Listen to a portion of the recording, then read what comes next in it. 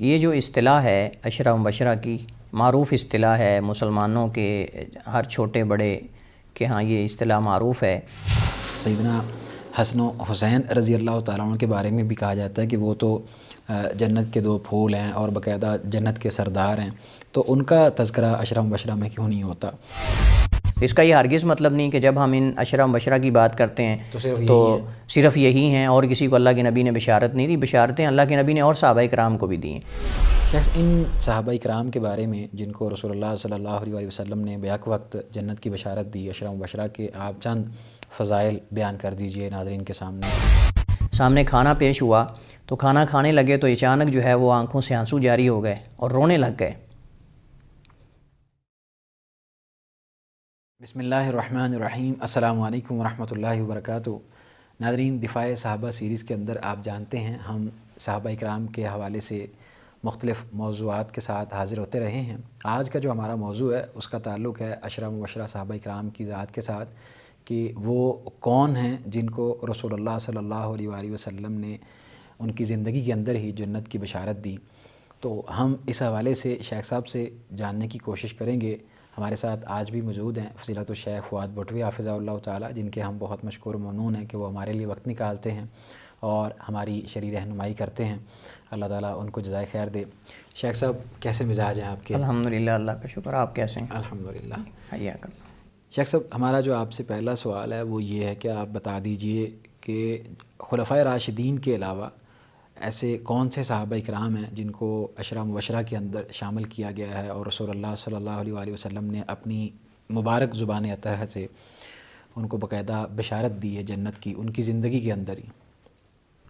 جی بہت شکریہ۔ الحمدللہ رب العالمین والصلاة والسلام علی اشرف الانبیاء والمرسلین نبینا و حبیبنا و قدوتنا محمد وعلی آلہ و اصحابہ اجمعین، اما بعد۔ یہ جو اصطلاح ہے عشرہ مبشرہ کی، معروف اصطلاح ہے مسلمانوں کے ہر چھوٹے بڑے کہ ہاں یہ اصطلاح معروف ہے، اور اس سے مراد 10 صحابہ کرام ہیں جن کو اللہ کے نبی علیہ الصلوۃ والسلام نے ایک ہی وقت میں، ایک ہی حدیث کے اندر مذکور ہے کہ اللہ کے نبی علیہ الصلوۃ والسلام نے ان کو جنت کی بشارت دی۔ ان میں سے خلفائے راشدین 4 ہیں اور اس کے بعد 5ویں حضرت طلحہ بن عبید اللہ القرشی رضی اللہ تعالی عنہ ہیں، اور اس کے بعد 6 جو ہیں وہ حضرت ابو عبداللہ زبیر ابن العوام رضی اللہ تعالیٰ عنہ رسول اللہ صلی اللہ علیہ وسلم کے پھوپھی زاد ہیں، آپ کی پھوپھی صفیہ رضی اللہ تعالیٰ عنہ کے بیٹے ہیں اور عشرہ مبشرہ میں سے ہیں۔ اسی طرح 7ویں حضرت عبد الرحمن بن عوف رضی اللہ تعالیٰ عنہ، اور 8ویں حضرت سعد بن ابی وقاص ابو اسحاق رضی اللہ تعالیٰ عنہ، اور 9ویں حضرت ابو عبیدہ بن جراح رضی اللہ تعالیٰ عنہ، جو اسلام کے سپہ سالار اور اسلام کے سپاہیوں میں سے ایک سپاہی ہیں۔ اسی طرح 10ویں اور آخری صحابی جو عشرہ مبشرہ میں شمار ہوتے ہیں وہ حضرت سعید بن زید بن عمر بن نفیل، جو کہ حضرت عمر رضی اللہ تعالیٰ عنہ کی چچا زاد ہیں اور آپ کے بہنوئی بھی ہیں، رضی اللہ تعالیٰ عنہم اجمعین۔ یہ وہ صحابہ کرام ہیں جن کو اللہ کے نبی علیہ الصلوۃ والسلام نے جنت کی بشارت دی۔ خلفائے راشدین جو 4 ہیں ان کو ملا لیں تو اس طرح یہ 10 بن جاتے ہیں۔ تو یہ ایک اصطلاح ہے جن کو کہتے ہیں عشرہ مبشرہ، یعنی وہ 10 صحابہ کرام۔ ویسے تو اللہ کے نبی علیہ الصلوۃ والسلام نے اور بھی بہت سارے صحابہ کرام کو جنت کی بشارت دی ہے، جیسے وہ حضرت عکاشہ بن محصن رضی اللہ تعالیٰ عنہ کی حدیث ہے۔ اس کے علاوہ حضرت بلال کو آپ نے جنت کی بشارت دی۔ اس کے علاوہ اور حضرت قیس بن شماس رضی اللہ تعالیٰ عنہ خطیب الانصار، ان کو اللہ کے نبی علیہ السلام نے جنت کی بشارت دی۔ اور بھی متعدد صحابہ کرام کو نبی کریم علیہ الصلوۃ والسلام نے خصوصی بھی بشارت دی ہے اور عمومی بھی جنت کی بشارت جو ہے وہ نبی علیہ الصلوۃ والسلام نے تمام صحابہ کرام کو بھی دی ہے، اور قرآن کریم میں اللہ تعالیٰ نے رضی اللہ عنہم ورضوا عنہ کہہ کر تمام صحابہ کرام کو جنت کی بشارت دی ہے۔ میرے بھی ذہن میں یہ سوال ہوتا تھا کہ سیدنا حسن و حسین رضی اللہ تعالیٰ عنہ کے بارے میں بھی کہا جاتا ہے کہ وہ تو جنت کے 2 پھول ہیں اور باقاعدہ جنت کے سردار ہیں، تو ان کا تذکرہ عشرہ مبشرہ میں کیوں نہیں ہوتا؟ تو اس طرح کی اور بھی صحابہ کرام جس طرح بھی آپ نے ذکر کیے ان کے نام، تو ان کو عشرہ مبشرہ میں کیوں نہیں شامل کیا جاتا؟ اس کی وجہ یہی میں نے ذکر کی کہ عشرہ مبشرہ یہ ایک اصطلاح ہے کہ اللہ کے نبی نے ایک ہی مقام پر ان 10 کے نام لے کر جنت کی بشارت دی، تو اس وجہ سے ان کا مقام دیگر صحابہ کرام سے زیادہ مقدم سمجھا جاتا ہے۔ اور دوسری بات یہ ہے کہ یہ 10 کے 10 یہ اسلام میں سبقت لے جانے والوں میں سے ہیں، قریش میں سے ہیں، اور ان کی اسلام کے اندر بہت زیادہ قربانی ہیں. ویسے تو سب صحابہ کرام کی قربانیاں ہیں، لیکن اصل میں ان کو عشرہ مبشرہ یعنی اصطلاح میں اس وجہ سے شامل کیا جاتا ہے کہ اللہ کے نبی نے ان کو ایک ہی مقام پر بیک وقت جنت کی بشارت دی ہے، وگرنہ متعدد اوقات میں اللہ کے نبی نے اور بھی صحابہ کرام کو جنت کی بشارت دی ہے. اس کا یہ ہرگز مطلب نہیں کہ جب ہم ان عشرہ مبشرہ کی بات کرتے ہیں تو صرف یہی ہیں اور کسی کو اللہ کے نبی نے بشارت نہیں دی. بشارتیں اللہ کے نبی نے اور صحابہ کرام کو بھی دی ہیں، لیکن ان کا مقام دیگر صحابہ کرام کے مقابلے میں زیادہ تھا. اور اس کی دلیل یہ ہے، سیدنا عمر بن خطاب رضی اللہ تعالیٰ عنہ نے جب وہ زخمی ہوئے تو انہوں نے جو باقی عشرہ مبشرہ میں زندہ تھے ان کے نام لیے، فرمایا کہ ان میں سے کسی کو تم خلافت کے لیے منتخب کر لینا. اس کا مطلب یہ کہ صحابہ کرام بھی ان 10 کو دیگر صحابہ کرام کے مقابلے میں زیادہ مقام دیتے تھے. اس وجہ سے حضرت عمر رضی اللہ تعالیٰ عنہ نے بقیہ جو زندہ تھے ان میں سے ان کے نام لے کر فرمایا کہ ان میں سے کسی کو اپنا امیر اور خلیفہ جو ہے تم بنا لینا. شخص ان صحابہ کرام کے بارے میں جن کو رسول اللہ صلی اللہ علیہ وسلم نے بیک وقت جنت کی بشارت دی، عشرہ مبشرہ کے آپ چند فضائل بیان کر دیجئے ناظرین کے سامنے کہ ایسے کون سے ان کے فضائل تھے جس بنیاد پر رسول اللہ صلی اللہ علیہ وسلم نے ان کو جنت کی بشارت دی. دیکھیے، یقینی بات ہے کہ جب نبی کریم صلی اللہ علیہ وسلم نے ان کو جنت کی بشارت دی ہے تو ان کے کارناموں اور ان کے اسلام میں سبقت لے جانے کی وجہ سے، جیسے میں نے ذکر کیا کہ یہ 10 کے 10 اسلام میں سبقت لے جانے والوں میں سے ہیں. حضرت طلحہ بن عبید اللہ رضی اللہ تعالیٰ عنہ بہت جلیل القدر صحابی ہیں، اور ان کے بارے میں قیس بن ابی حازم رحمہ اللہ تعالیٰ جو کتابی ہیں وہ بیان کرتے ہیں. صحیح بخاری میں حدیث موجود ہے، فرماتے ہیں رأیت ید طلحہ شلا وقع بها النبی صلی اللہ علیہ وآلہ وسلم یوم احد، کہ میں نے حضرت طلحہ بن عبید اللہ کے ہاتھ کو دیکھا، وہ شل ہو چکا تھا. تو میں نے پوچھا کہ یہ ہاتھ تمہارا شل کیوں ہوا ہے؟ تو انہوں نے کہا کہ میں احد کے میدان میں جب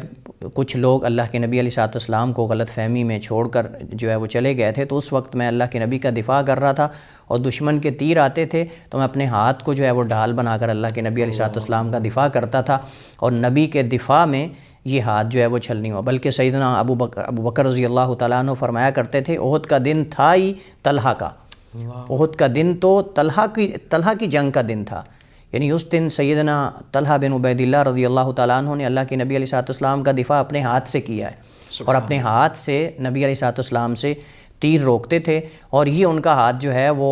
آخری وقت تک جو ہے یعنی ان کی وفات تک یہ شل رہا، اور یہ شل ہو چکا تھا نبی علیہ السلام کے دفاع میں. اسی طرح حضرت عبد الرحمن بن عوف رضی اللہ تعالیٰ عنہ، یہ بھی عشرہ مبشرہ صحابہ کرام میں سے ہیں اور اسلام میں سبقت لے جانے والے صحابہ کرام میں سے ہیں، اور ان میں اکثر صحابہ کرام بدری صحابہ ہیں، بدر میں بھی شریک ہونے والے ہیں. اور اسی طرح نبی علیہ السلام کے ساتھ تمام غزوات میں اللہ کے نبی علیہ السلام کے ساتھ رہے، اور اسی طرح نبی علیہ السلام کے ساتھ تمام غزوات میں ثابت قدم رہے. حضرت سعد بن ابی وقاص اور عبد الرحمن بن عوف رضی اللہ تعالیٰ عنہ، حضرت زبیر بن عوام رضی اللہ تعالیٰ عنہ، حضرت ابو عبیدہ بن جراح رضی اللہ تعالیٰ عنہ، یہ بھی عشرہ مبشرہ میں سے ہیں اور اسلام میں سبقت لے جانے والے صحابہ کرام میں سے ہیں، اور دوہری ہجرت کرنے والے ہیں، ایک حبشہ کی طرف اور دوسری ہجرت مدینہ کی طرف ہجرت کرنے والے ہیں. حضرت انس بن مالک رضی اللہ تعالیٰ عنہ بیان کرتے ہیں کہ اللہ کے نبی علیہ السلام نے ایک دن ارشاد فرمایا کہ ان لکل امت امیناً و امین هذه الامت ابو عبیدہ بن الجراح، کہ بے شک ہر امت کے لیے ایک امین ہے، اور اس امت کے امین حضرت ابو عبیدہ بن جراح رضی اللہ تعالیٰ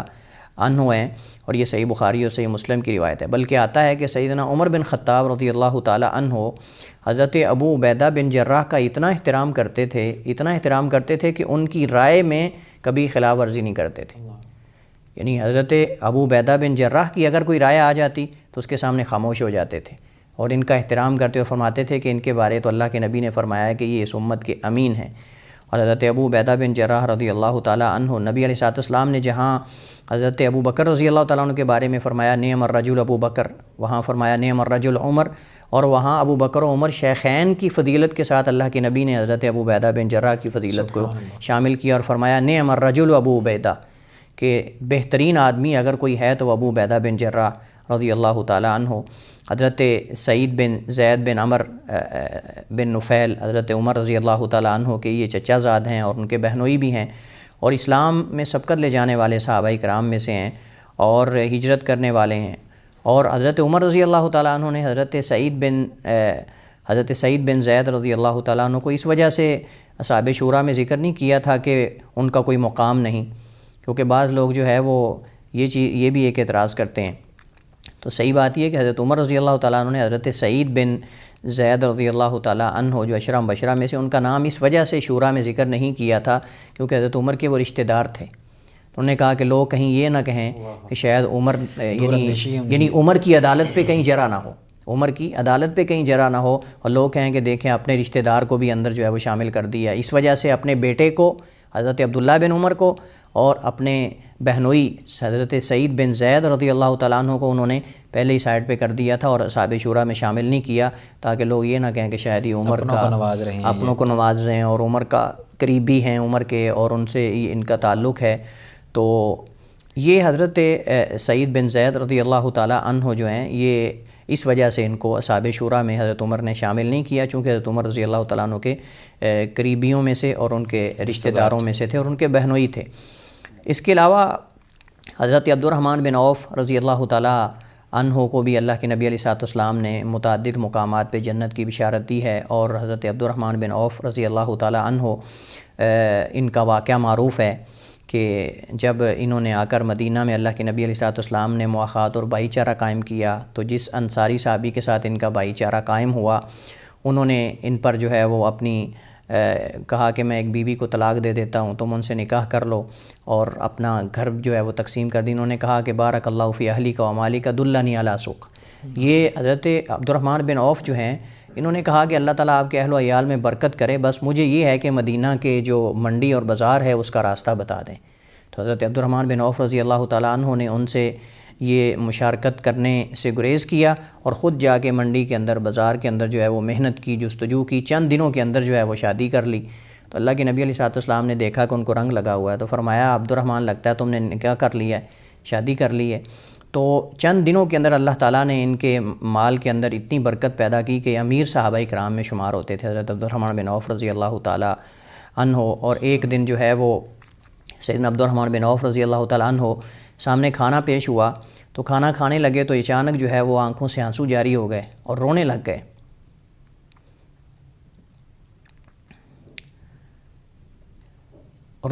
تو پوچھنے والوں نے پوچھا کہ تم کیوں روتے ہو؟ تو فرماتے کہ مجھے احد کا وہ واقعہ یاد آ گیا کہ وہ مکہ کا شہزادہ مصعب بن عمیر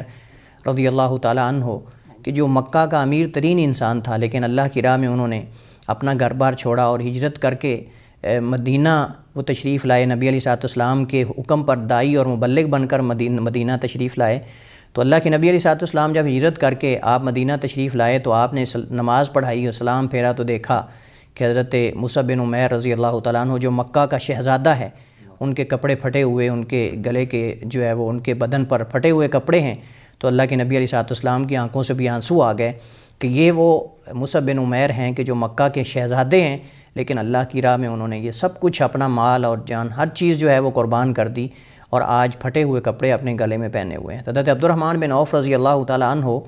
اب وجہ بیان کرتے ہیں کہ مجھے رونا کیوں آ رہا ہے۔ فرماتے ہیں کہ ایک دور تھا کہ غزوہ احد کے اندر جب مصعب بن عمیر شہید ہوئے تو ان کے یہ مکہ کا شہزادہ ہے لیکن ان کے بدن پر پورا بدن ڈھانپنے کے لیے چادر بھی نہیں تھی، اگر ہم سر ڈھانپتے تھے تو ان کے قدم ننگے ہو جاتے تھے، اتنی چھوٹی چادر تھی، اگر ہم قدم ڈھانپتے تو سر ننگا ہو جاتا تھا۔ لیکن آج اللہ تعالیٰ نے ہمیں مال غنیمت دیا، اللہ نے ہمیں اتنی دولت دی، فراوانی دی، ہمیں ڈر ہے کہ شاید اللہ تعالیٰ نے ہمارے آخرت کے اجر میں سے ہمیں دنیا میں جلدی جو ہے وہ اجر اس کے بدلے میں یہ مال غنیمت کی صورت میں دے دیا ہے۔ اور ساتھ ہی آنکھوں سے آنسو بہہ نے رونا شروع کر دیا اور کہا کہ کھانا اٹھا لو، اور کھانا ترک کر دیا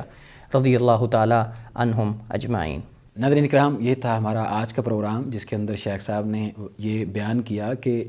جو عشرہ مبشرہ صحابہ کرام ہیں انہوں نے کس طرح دین کے لیے اپنے آپ کا پورا تن من دھن لٹا دیا، اپنے آپ کو مٹا دیا، اور انہوں نے رسول اللہ صلی اللہ علیہ وآلہ وسلم کے دین کو، اللہ کے دین کو، اس کا علم بلند کرنے کے لیے کس طرح قربانیاں دیں اور رسول اللہ صلی اللہ علیہ وآلہ وسلم کی رفاقت حاصل کی، اور اس دین کو جو کہ آج ہم تک پہنچا ہوا ہے اس کے لیے انہوں نے اپنی کس قدر قربانیاں دیں۔ اس حوالے سے اگر آپ کا کسی قسم کا کوئی سوال ہو تو وہ آپ کر سکتے ہیں، انشاءاللہ ہم صحابہ کرام کے دفاع میں کھڑے رہیں گے اور ان کا دفاع کرتے رہیں گے۔ آپ کا بہت شکریہ. اللہ تبارک و تعالی ہمیں ان کے لیے نیک صدقہ جاریہ بنائے. السلام علیکم ورحمۃ اللہ وبرکاتہ.